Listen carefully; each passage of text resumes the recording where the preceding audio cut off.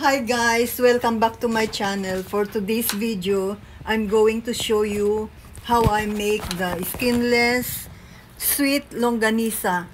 So keep on watching guys.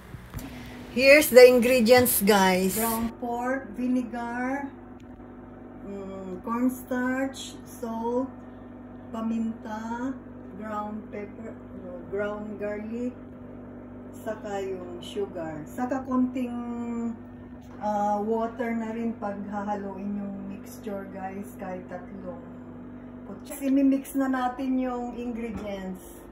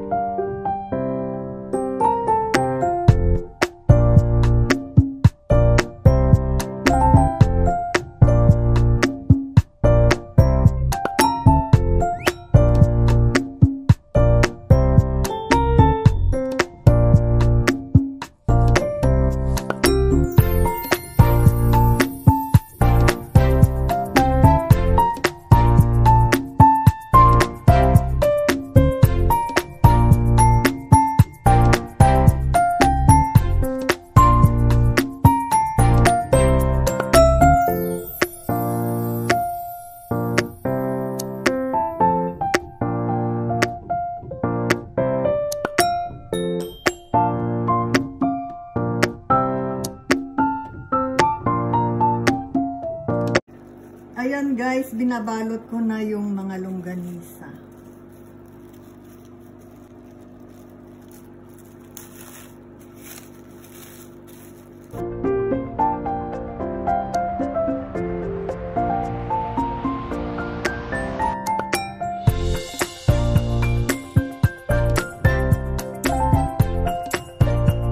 Guys, yung nabalot ko, tapos ilalagay ko na naman sa ref ng mga 1 oras bago ko lulutuin.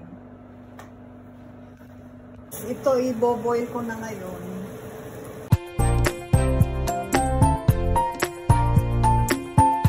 Now time to fry the longganisa guys.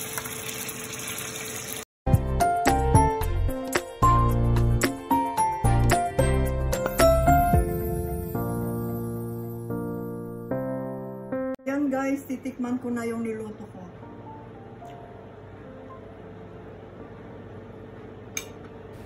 That's all for today's video guys. See you again on my next video. Thanks for watching. Have a great day.